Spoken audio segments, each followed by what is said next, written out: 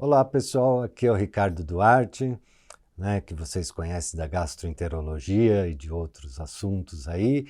Hoje eu vim aqui para a gente conversar um pouquinho sobre disbiose, que é um tema que atualmente tem tido muita pesquisa, muitos repercussão, inclusive, e mudanças no tratamento dos nossos pacientes, como nós vamos ver a seguir. Lembrando que disbiose é um termo, genérico, é uma alteração da microbiota, que pode ser uma alteração quantitativa ou qualitativa, e hoje nós vamos falar especificamente da disbiose intestinal, mas já existem várias pesquisas sobre disbiose cutânea e a disbiose intestinal também afetando outros sistemas, às vezes até sistemas remotos. Quem que está dentro do nosso trato gastrointestinal? Nós temos diversas bactérias, arqueias. Arqueias são organismos que lembram bactérias, mas quando a gente dá uma olhadinha mais de perto no microscópio, elas não têm nada a ver, com bactérias. Fungos e vírus. Nós vamos focar, é claro, nas bactérias. Elas desempenham uma função essencial para todo o organismo, não só para a saúde do trato gastrointestinal. Então, nesse slide, a gente observa que o trato gastrointestinal e as suas bactérias, a sua microbiota, elas atuam como se fosse um órgão só, um órgão holístico só, tá? E dependendo, se para que lado nós vamos, quer dizer, uma microbiota saudável, isso favorece mediadores não inflamatórios e saúde intestinal e de outros órgãos também. Por outro lado, quando nós temos disbiose intestinal, a gente tem uma elevação da liberação de mediadores inflamatórios e o organismo sofre de uma inflamação que é quase sistêmica, uma inflamação de baixo grau e quase sistêmica. E isso pode estar associado não só a doenças do trato gastrointestinal, mas eventualmente com doenças autoimunes, como foi demonstrado bem já em seres humanos, Seres humanos que, por exemplo, nasceram com uma microbiota alterada, eles são mais predispostos a doenças autoimunes, ou pessoas, nenês que receberam antibiótico muito precocemente, na vida neonatal, eles podem não desenvolver uma microbiota adequada, e isso cria um quadro inflamatório sistêmico que pode causar no futuro doenças sistêmicas. Então, a saúde do intestino pode influenciar não só o trato gastrointestinal, mas também órgãos remotos, como eu comentei no começo. Então, a disbiose ela pode ser descrita de várias maneiras. Pode ser que o paciente tenha uma redução da diversidade de micro-organismos, de bactérias. Isso pode acontecer, por exemplo, após a antibiótico terapia. E ela vai levar a essas alterações inflamatórias locais e sistêmicas, como eu comentei com vocês. E essa alteração, quer dizer, o crescimento de bactérias que não são adequadas em comparação com uma microbiota saudável, vai interferir em todas as relações entre o hospedeiro e seus micro-organismos. Então, a gente vai ter uma série de alterações, aqui pensando um pouquinho mais no trato gastrointestinal, como, por exemplo, a proliferação de bactérias patogênicas. A microbiota normal, ela mantém o trato gastrointestinal protegido contra essas bactérias patogênicas que podem ser oportunistas, porque elas competem por sítios de adesão das bactérias, por nutrientes. Já foi demonstrado que a disbiose causa alterações nas enzimas da bordadura em escova, do intestino. Isso certamente prejudica a absorção de nutrientes. Há aumento da permeabilidade intestinal, então toxinas que normalmente não entrariam para a circulação passam a circular. Como eu disse, existe uma estimulação inflamatória do sistema imunológico de baixo grau, mas que é importante, que pode trazer alterações em outros órgãos. Existe a redução nos metabólitos anti-inflamatórios, como os ácidos graxos de cadeia curta e os ácidos biliares secundários. A gente vai falar um pouquinho disso mais para frente. Danos nos receptores de mucosa, também vamos conversar, e competição por nutrientes. Por exemplo, a vitamina B12, em quadros onde existe bactérias que consomem, que estão em excesso ou alguma alteração qualitativa, e essas bactérias podem começar a utilizar a vitamina B12 para o seu próprio, para a sua própria sobrevivência, né? Então, a gente vai ver também que essas alterações podem ser avaliadas com dosagem, por exemplo, de vitaminas e coisas assim. Existe uma série de abordagens para a gente avaliar se o paciente tem uma disbiose ou não. E como que a gente diagnostica a disbiose? Pessoal, cultura de fezes, não façam. Não façam cultura de fezes, porque vai crescer alguma coisa, tá? E geralmente vai crescer algum oportunista que tem maior chance de proliferar no meio de cultura do que as bactérias que nos interessam. Lembrem-se, as bactérias do cólon, muitas delas são bactérias anaeróbicas, difíceis de cultivar. Então, a cultura de fezes não traz para a gente nada, assim, eu não consigo julgar ela, porque realmente ela não reflete, né, a bactéria que cresceu ali não reflete nada, a não ser que vocês estejam procurando uma bactéria especial, mas daí a gente poderia utilizar métodos mais modernos, como, por exemplo, o painel de enteropatógenos. Então, o painel de enteropatógenos, ele avalia os principais patógenos potenciais no trato gastrointestinal. Inclusive, por meio dessas tecnologias moleculares, a gente pode identificar, por exemplo, bactérias anaeróbicas, como o Clostridium e outras bactérias do gênero Clostridium. Nem todas são bactérias que causam alteração intestinal. Algumas simplesmente fazem parte do trato gastrointestinal, e isso é normal. Mas, por exemplo, Clostridium perfringens, ele faz parte da microbiota normal. Só que se ele prolifera, e às vezes ele prolifera porque uma bactéria boa deu chance para que isso acontecesse, as toxinas do Clostridium perfringens estão associadas à enterite hemorrágica canina, que é uma doença que já está melhor caracterizada na medicina veterinária.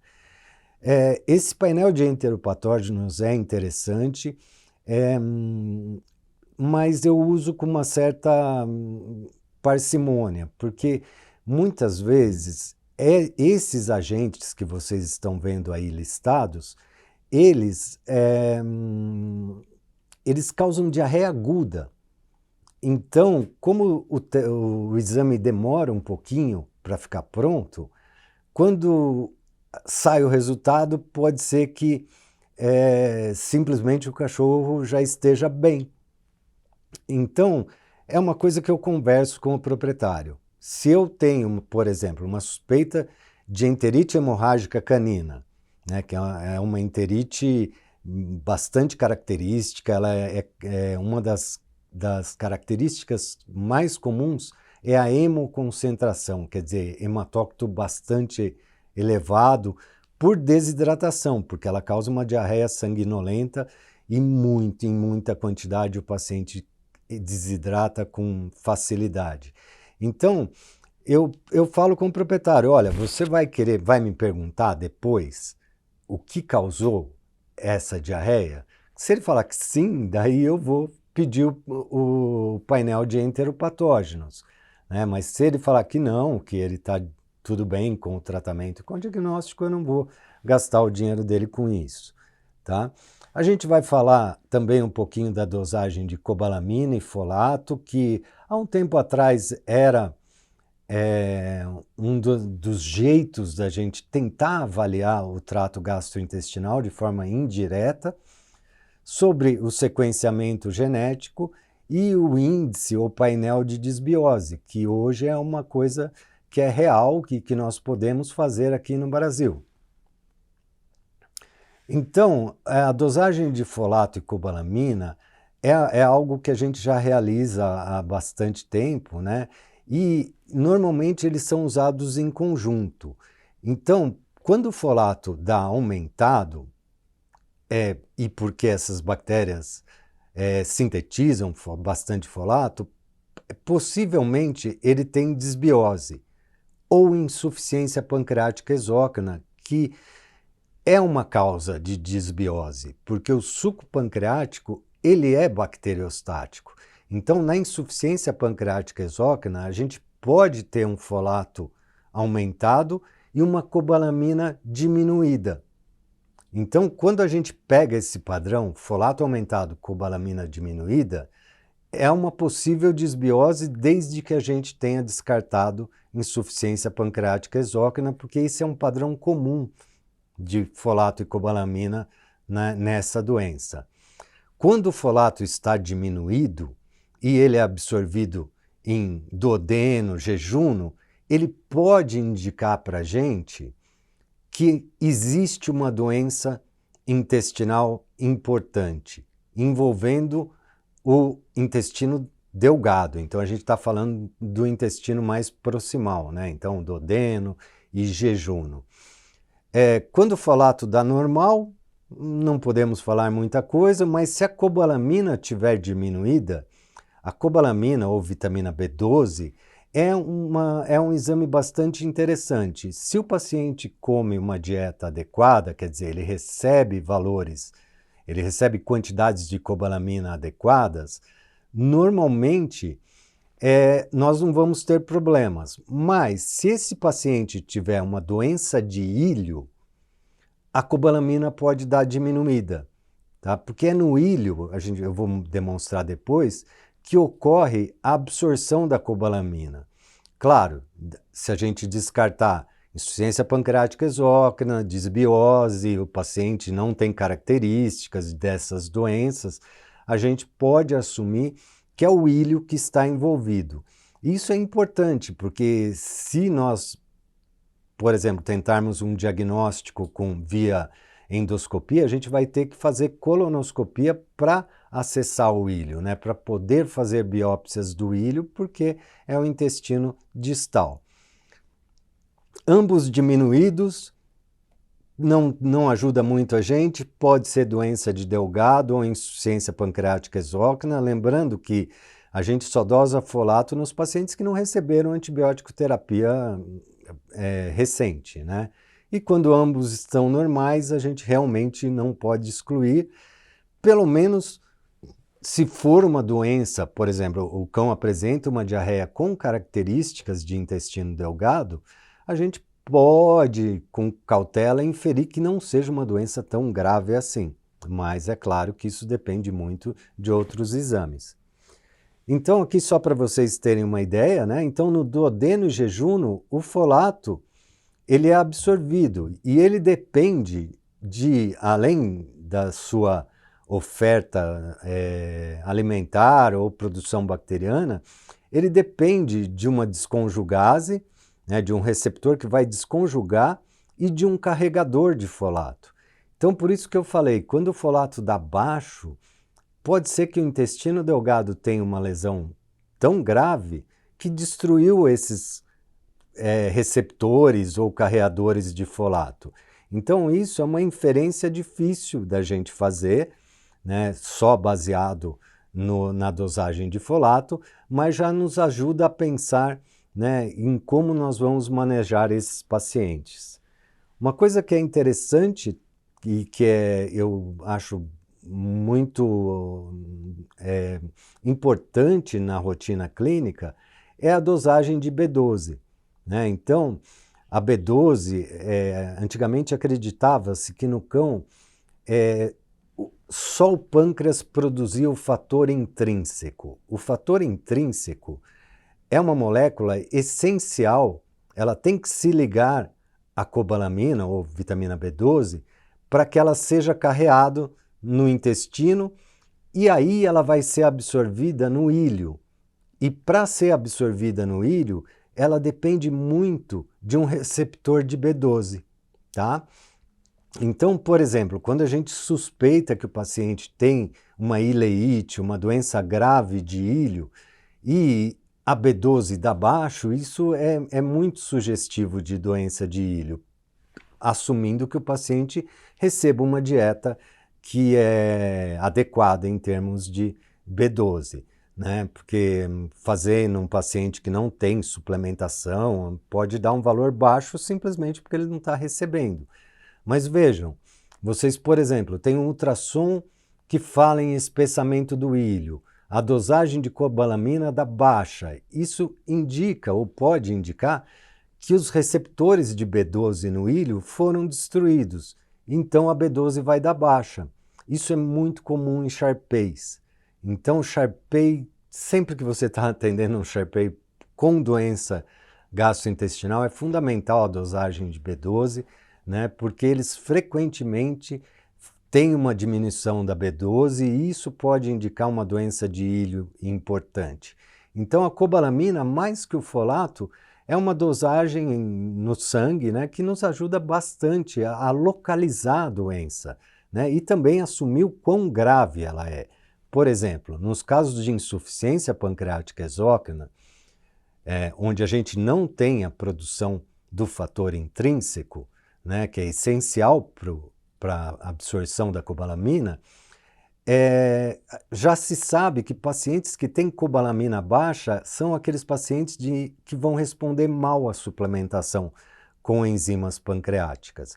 E lembrando que, já que a gente está falando de insuficiência pancreática exócrina, que a suplementação com pancreatina não vai normalizar a B12. Então a gente precisa ofertar B12.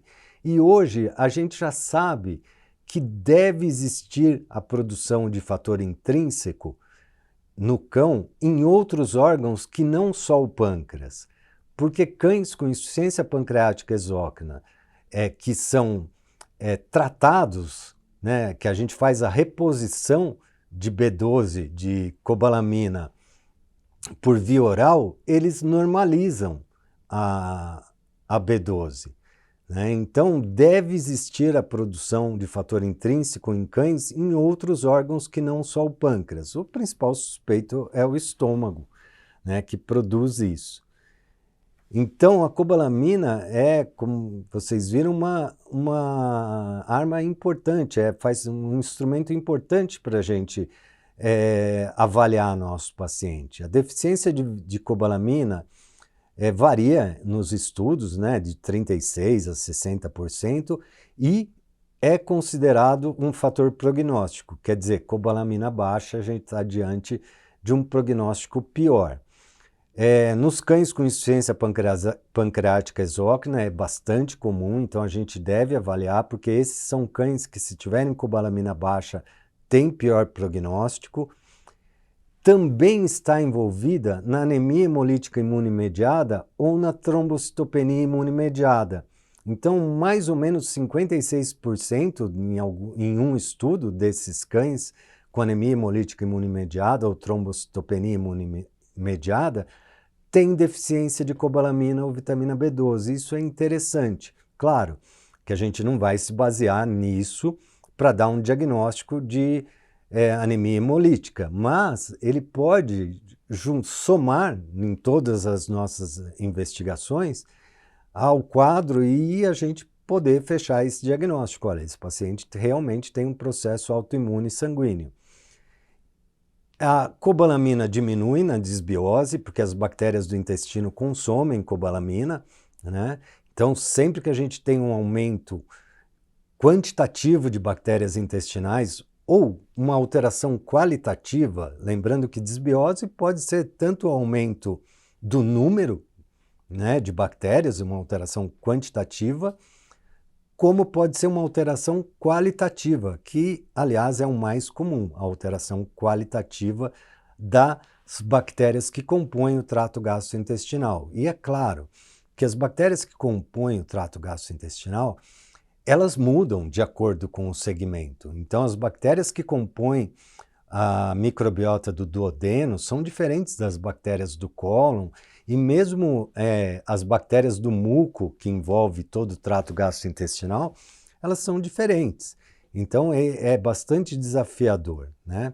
E uma causa infelizmente comum de deficiência de cobalamina é deficiência dietética. Então aqueles pacientes que recebem comida caseira e que não são adequadamente suplementados ou a formulação não é adequada. Então, nesses pacientes, é difícil eu avaliar.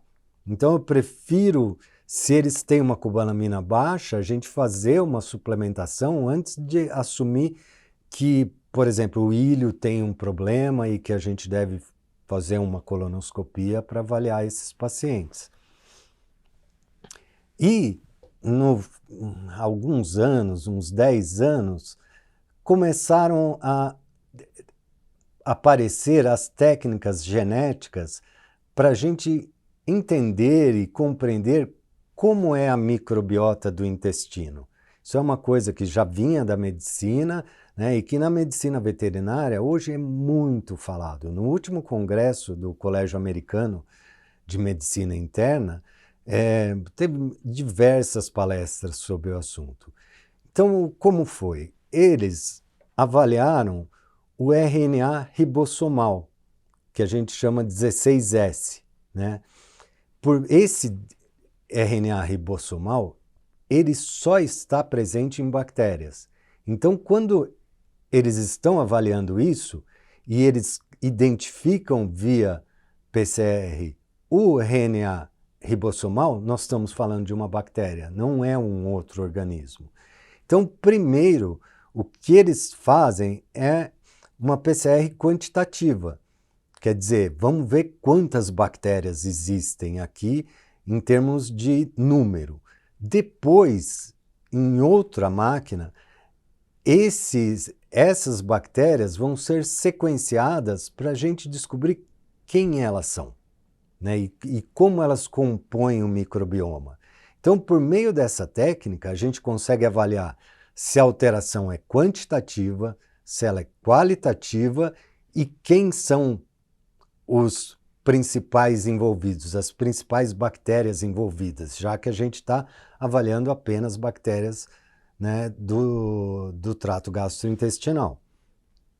E só para vocês terem uma ideia, isso aqui é 12 cães, se não me engano, e o perfil bacteriano dele, cães normais, tá? Então, vocês veem que alguns têm mais, se vocês compararem, por exemplo, o primeiro, né, a primeira barra e a última barra, elas são diferentes. Então, a microbiota normal não necessariamente é igual entre todos os cães. O que vocês estão vendo aí são cães saudáveis, sem diarreia, nenhum problema gastrointestinal. Então, mesmo a microbiota normal difere de um indivíduo para outro, né? Então, quando a gente quer assumir que eles têm uma alteração que caracteriza a disbiose, nós vamos ter que usar de alguns métodos, né, para não incluir esses cães normais, né, na nossa avaliação. Né? Então, só para vocês terem uma ideia, aqui é um gráfico de cor, né? Quanto mais vermelho, mais temos dessa bactéria. O azul já reflete uma quantidade menor. Isso em cães saudáveis. Em cães com diarreia aguda, vejam como muda bastante o perfil bacteriano, né, da microbiota desses pacientes. Então a gente tem aumento do Clostridium perfringens. Lembrar que o Clostridium perfringens ele faz parte da microbiota, mas quando ele aumenta quantitativamente, a toxina dele causa lesão. Escherichia coli e diminuição de bactérias boas, como Blautia, Streptococcus, Turicibacter. Então, normalmente, nas doenças intestinais, como, por exemplo, cães com diarreia aguda, a gente tem uma disbiose que não necessariamente é quantitativa, quer dizer, não é um aumento de bactérias, nem de bactérias que possam ser causadoras de diarreia, mas às vezes a gente tem diminuição de bactérias que são benéficas para o organismo. Então, para facilitar a vida, foi publicado esse artigo que vocês estão vendo aí. É um artigo que está gratuito na internet, vocês podem acessar, é bastante interessante, né? Os pesquisadores desenvolveram um índice de disbiose para caracterizar a microbiota desses cães com doenças inflamatórias do intestino, né? Então, porque ficaria muito caro, né, a gente avaliar todas aquelas bactérias, como foi o começo, né, daquelas pesquisas que eu mostrei anteriormente. Então, ficaria muito caro. E eles desenvolveram esse índice de disbiose a partir de algoritmos que selecionaram 7 gêneros bacterianos que caracterizam o indivíduo que tem disbiose ou o indivíduo que tem uma microbiota saudável. Então aqui a gente pode ver, né? Eu separei só 2 bactérias, porque eu acho elas bastante interessantes, né? Que é o Fusobacterium e o Clostridium iranones. Vejam que o Clostridium iranones em cães com enteropatias crônicas, essa barra vermelha está diminuído, tá? Então, e isso é o que a gente vê de mais comum, a diminuição do Clostridium iranones. O Clostridium iranones, ele é uma bactéria essencial para metabolizar os ácidos biliares que chegam ao intestino grosso, que não é uma quantidade grande, né? Mas um pouquinho, porque os ácidos biliares são absorvidos no intestino delgado, mas um pouco dos ácidos biliares chegam no intestino grosso, e o Clostridium iranones ele é responsável pelo metabolismo e devolução dos ácidos biliares para a corrente sanguínea para que seja captado pelo fígado novamente. Como não existe isso, o fígado interpreta como se houvesse uma falta de ácidos biliares no trato gastrointestinal. Então ele produz mais ácidos biliares e começa a virar um ciclo de lesão do intestino grosso, principalmente, porque os ácidos biliares são tóxicos. Eles causam alterações em mucosa, alterações de absorção de micronutrientes bacterianos e é uma bactéria bastante importante. Então, a partir dessas 2 e outras 5 bactérias, eles criaram o que a gente chama de índice de disbiose ou painel de disbiose. Então, eles fizeram, né, um algoritmo. Cães com disbiose, eles têm um índice acima de 2. Cães normais têm um índice normalmente abaixo de 0, quer dizer, negativo, ou alguns cães podem até chegar a 2 nesses casos, no índice, né? Então, essa ferramenta a gente tem disponível no Brasil, quer dizer, é possível fazer o painel de disbiose, existe um laboratório especializado nisso, e isso muda bastante quanto a gente vai avaliar os nossos pacientes.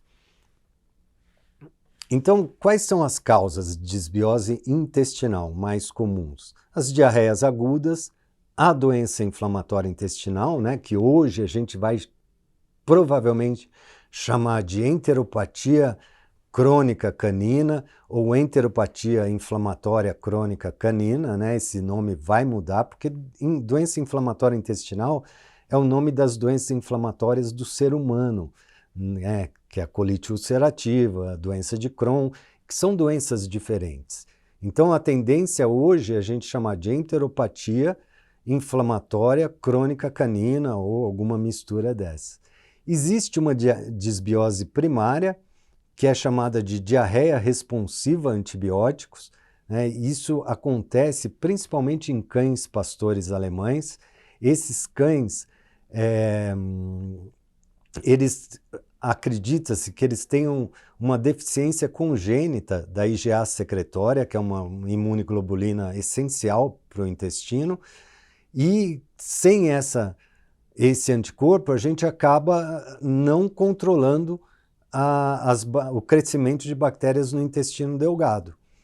A insuficiência pancreática exócrina é uma causa também, como eu já falei para vocês, porque o suco pancreático ele tem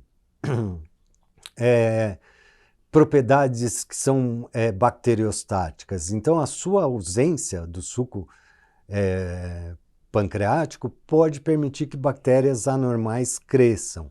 As doenças intestinais obstrutivas, isso pode levar à disbiose.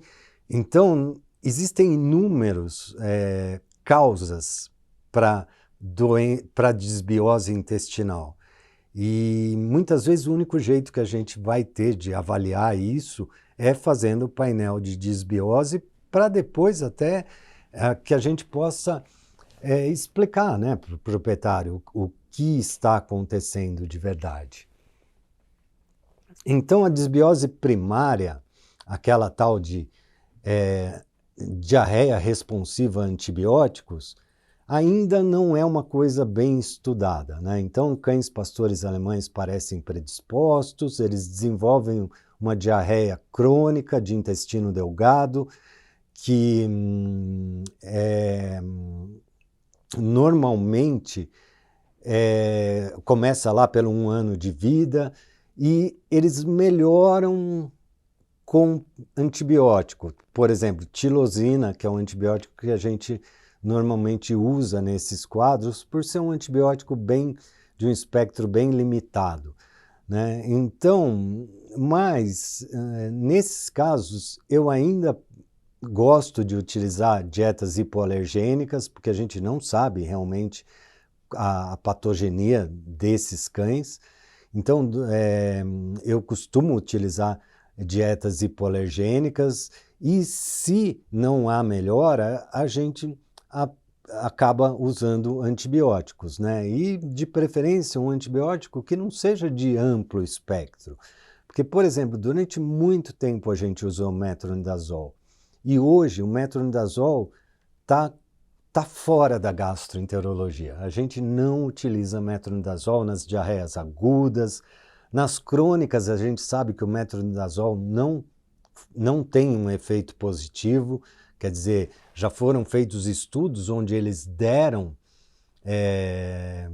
metronidazol e outros placebo, e fornecer metronidazol não funciona, porque no caso do metronidazol, a gente está realmente matando bactérias ruins que por acaso estejam no cólon, mas a gente está matando as bactérias boas também, principalmente Clostridium hiranones. Então, a tendência é evitar o uso de antibióticos para a gente não causar uma coisa pior do que já está acontecendo.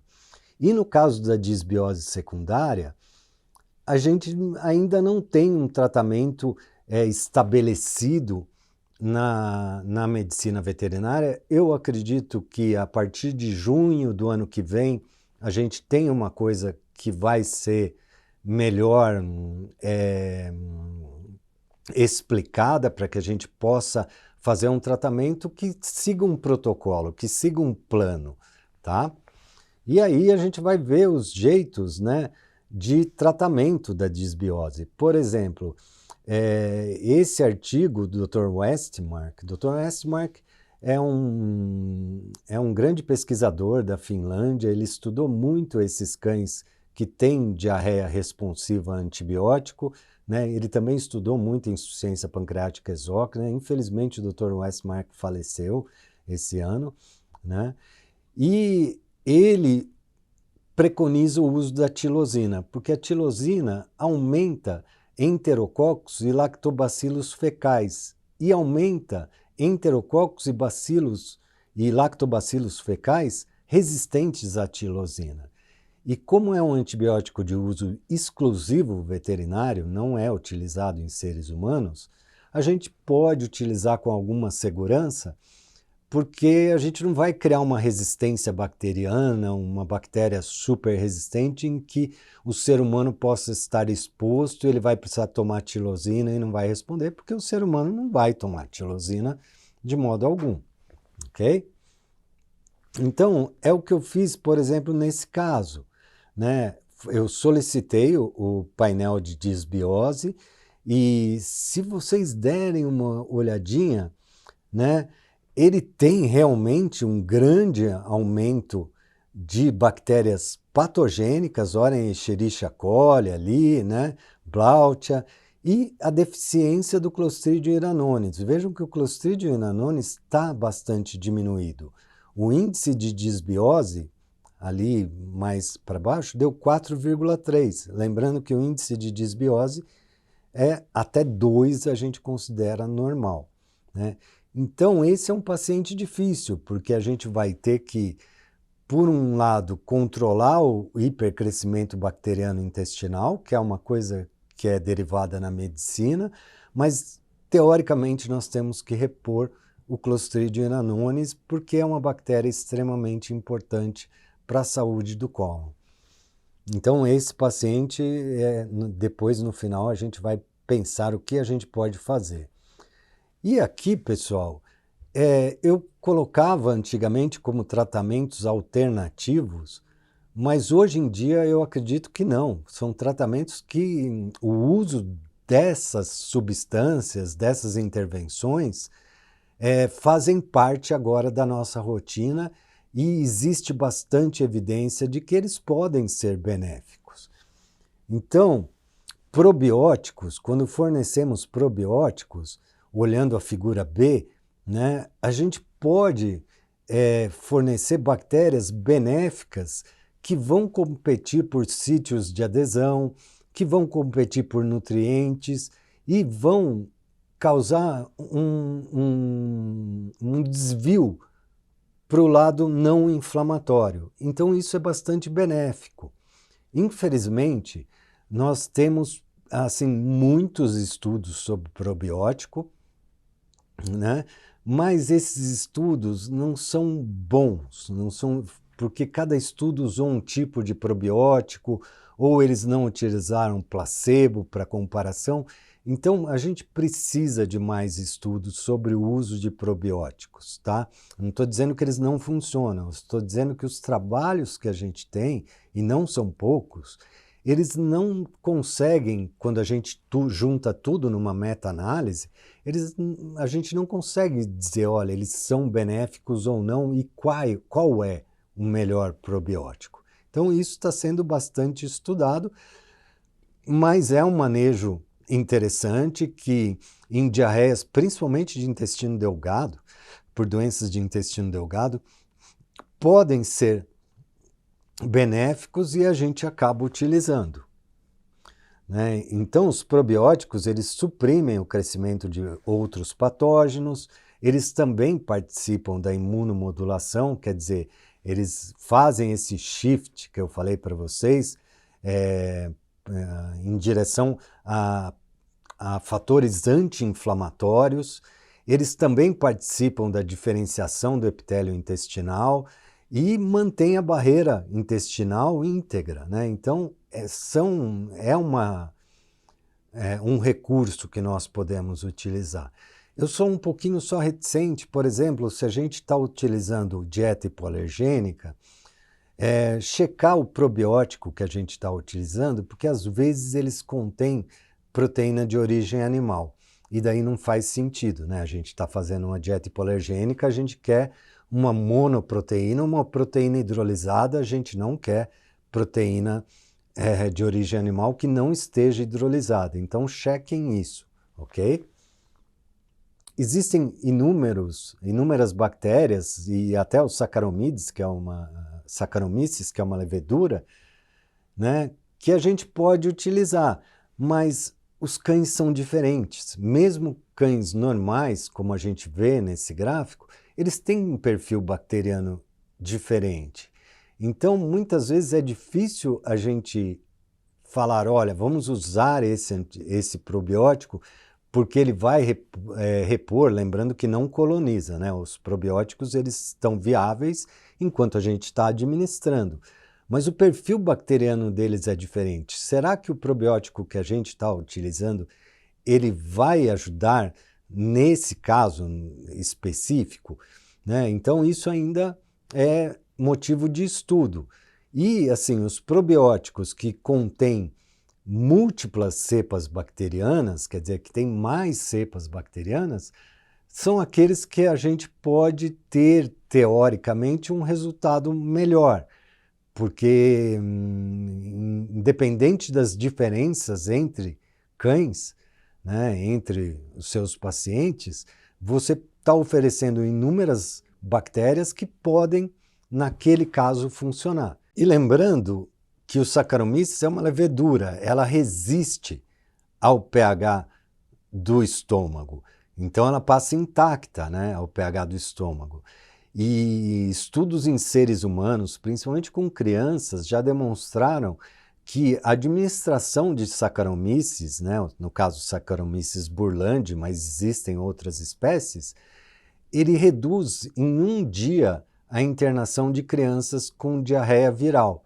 O que em termos de bem-estar da criança e também em termos econômicos, né, para o governo que paga a internação, é fantástico você tirar uma criança um dia antes, né, do previsto da internação. Então é uma coisa que a gente deve continuar explorando, mas nós ainda estamos no começo. Eu espero que logo a gente tenha pesquisas mais robustas sobre o uso de probióticos e quais seriam, né, aqueles probióticos, quais bactérias seriam as mais interessantes.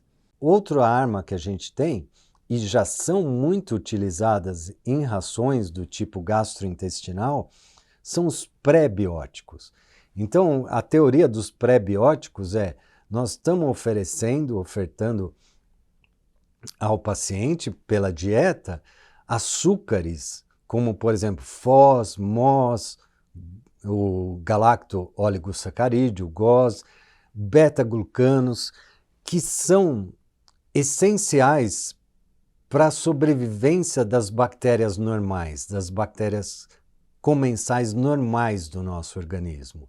Então, quando ofertado junto da dieta, esses açúcares eles não são digeridos nem absorvidos no intestino, eles chegam intactos, por exemplo, no cólon. E lá eles podem funcionar promovendo o crescimento de bactérias benéficas em detrimento de bactérias patogênicas. Então, muitas rações gastrointestinais já focam a utilização desses pré-bióticos para a saúde intestinal dos cães. Então, aqui é uma série, eu vou deixar isso depois, esse slide vai estar à disposição de vocês, mas eles têm uma série de ações teóricas e comprovadas que melhoram, né, o trato gastrointestinal por uma série de ações diferentes, né? Desde diminuição do pH do lúmen intestinal, favorecendo um crescimento de bactérias benéficas, aumentando o tempo de sobrevivência dos probióticos, fornecendo butirato, né, que é um metabólito essencial para os colonócitos. Então a gente tem uma série de benefícios do uso de prebióticos, isso já foi bem demonstrado, e as rações normalmente voltadas para o tratamento do trato de doenças do trato gastrointestinal, normalmente elas incluem prebióticos, né? Então nós estamos vendo aqui uma alteração, né, de como a gente vê essas bactérias do intestino e sua função, né, na saúde do organismo. E existem uns simbióticos. O que é um simbiótico? É quando a gente combina um probiótico com um pré-biótico, né? Então, isso tem efeitos benéficos. Alguns estudos, como por exemplo esse estudo, né, que houve uma resolução rápida de uma diarreia causada por doença de intestino grosso, após a administração de uma dieta de alta fibra, né? Lembrando que a fibra ela atua também beneficamente no intestino, e um probiótico. É claro que a gente precisa de mais estudos, a gente precisa saber qual é o probiótico ideal para esses pacientes, né? Mas é um armamento que a gente pode utilizar nos nossos pacientes, tanto como monoterapia inicial, eu sempre prefiro iniciar a terapia com alimento, mas pode fazer parte do nosso arsenal dentro de um protocolo de tratamento desses pacientes, principalmente pacientes com colite inflamatória. E por último, pessoal, eu deixei aqui para vocês, né, o que realmente está sendo bastante estudado. É uma coisa que às vezes o proprietário estranha, então eu já tenho meus trabalhos para eu mostrar para eles, né, que é o transplante fecal. E o transplante fecal nada mais é do que a gente, sabendo que o paciente tem, por exemplo, deficiência de uma bactéria benéfica, a gente vai achar um doador que tenha essa bactéria benéfica e nós vamos fazer o que a gente chama de milkshake, né? Eu estou de máscara porque a gente fez isso na época da pandemia, né? E depois eu não tirei foto, mas basicamente é isso. A gente tendo o painel de disbiose do paciente, sabendo se ele tem a deficiência de uma bactéria benéfica, como por exemplo o Clostridium inanonis, nós precisamos achar, né, um doador que contenha, né, essa bactéria, e o tratamento é simples. Normalmente a gente faz o milkshake, deixa as fezes do doador seringáveis e, através de uma sonda uretral calibrosa, a gente, sem sedação, sem nada, insere no ânus o máximo que a gente puder e vamos colocar fezes normais para esse paciente. E realmente isso tem funcionado, tá?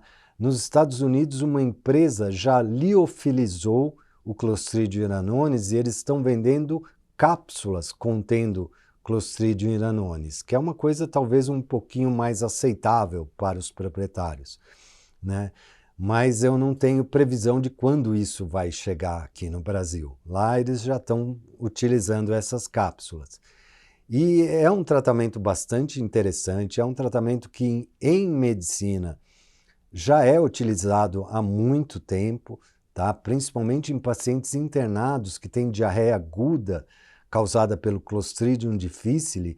Um dos tratamentos mais empregados é o transplante fecal e realmente ele funciona. A gente só precisa agora de estudos com mais animais para a gente entender quem vai melhorar com um transplante apenas, quem vai precisar de mais transplantes, mas dentro da minha rotina, eu já instituí como um segundo passo. O primeiro passo é sempre dieta, sempre.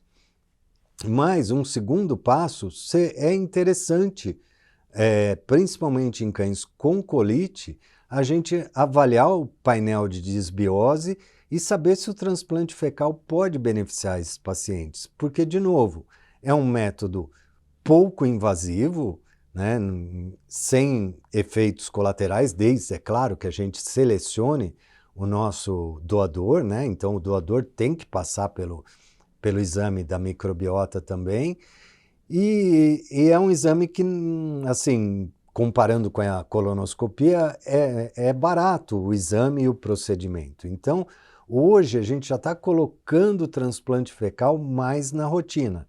O que a gente precisa são diretrizes de escolha do doador, quer dizer, isso não pode ser aleatório, né? A gente tem que ter doadores que realmente tenham bactérias normais, né, e não bactérias, e sem endoparasitas, né, giardia, coisas assim.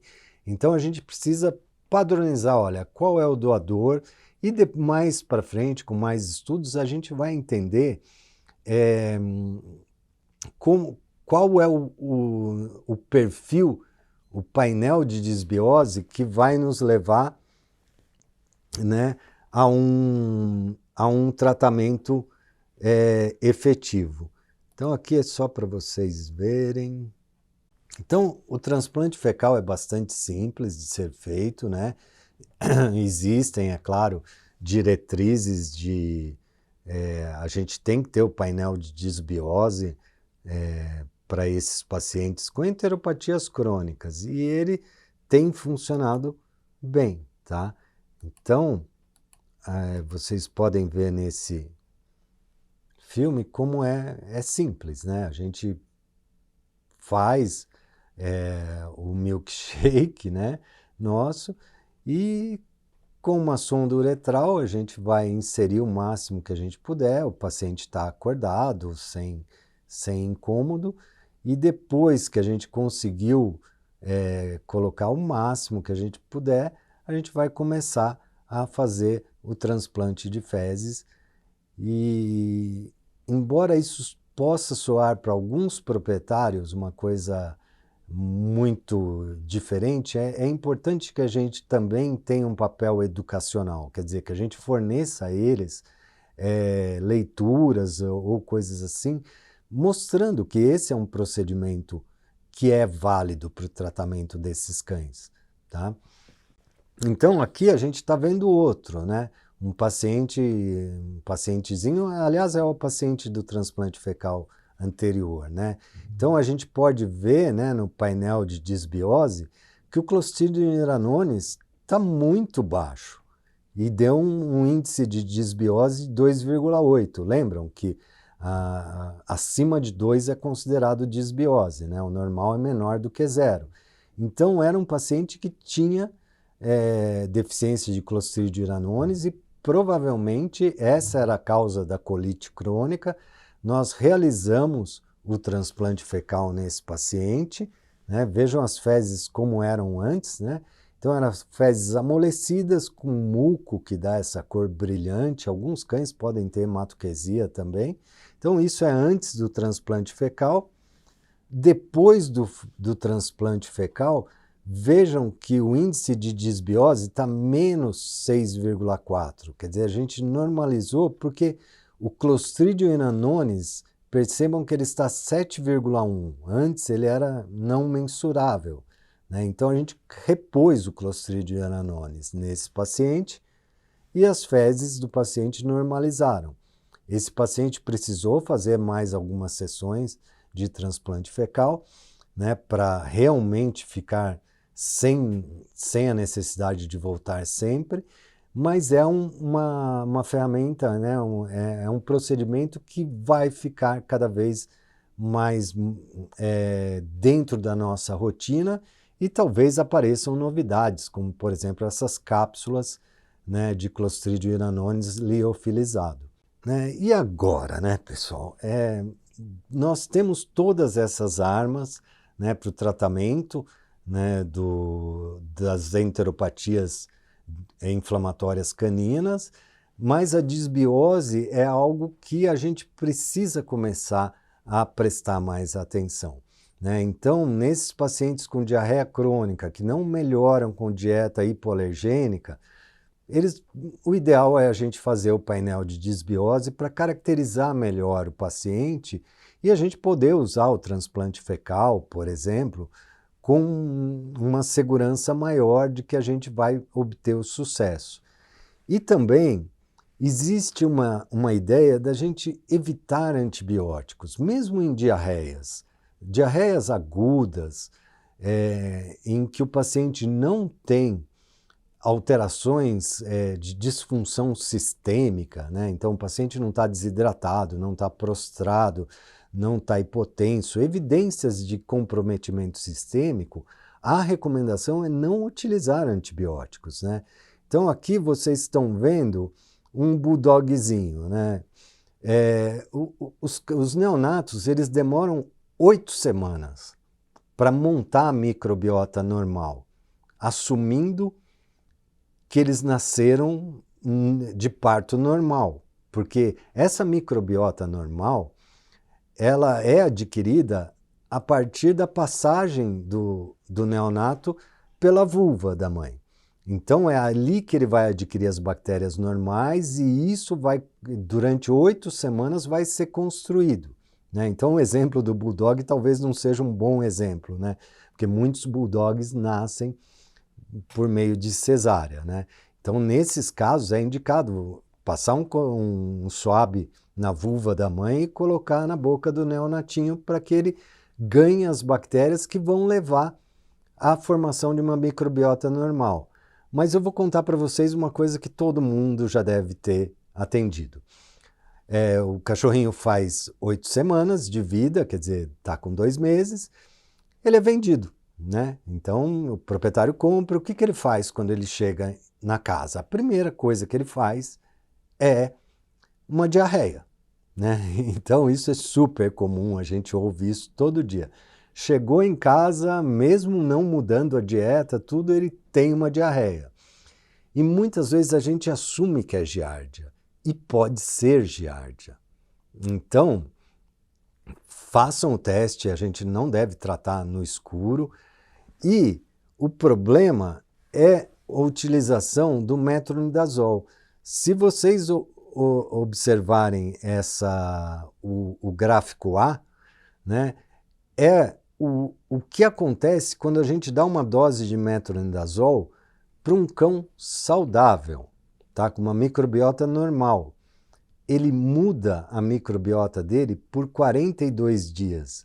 Então, 1 mês e meio quase para ele retornar a mucosa, a microbiota normal.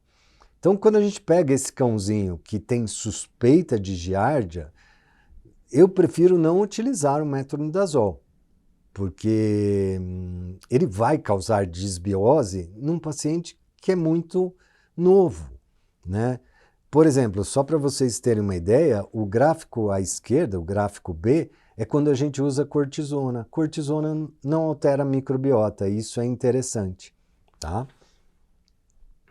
E uma sugestão, né, é o uso de fenbendazol, porque o fenbendazol foi demonstrado que ele não, no caso de tratamento para giardia, né, ele demonstrou que o fenbendazol ele não altera a microbiota intestinal. Então seria uma escolha mais razoável nesse cenário do que utilizar um metronidazol ou outro antimicrobiano para o tratamento da giardíase. Eu gostaria de agradecer bastante a audiência de vocês. Sintam-se à vontade de se comunicar conosco, né? Se vocês tiverem curiosidade, a gente tem no Instagram o Gastrovet, né? Que é a nossa empresa, e lá frequentemente aparecem novidades de tratamento. A nossa empresa ela foi certificada com DNA USP, quer dizer, a gente tem uma vertente de pesquisa, é claro que não pesquisa com pacientes de proprietários, e lá a gente pode discutir bastante coisa e evoluções, né, na pesquisa da microbiota dos cães e sua influência não só nas doenças gastrointestinais, como em outras doenças de outros sistemas também. Eu agradeço muito a vocês e vamos lá, vamos tentar entender tudo isso.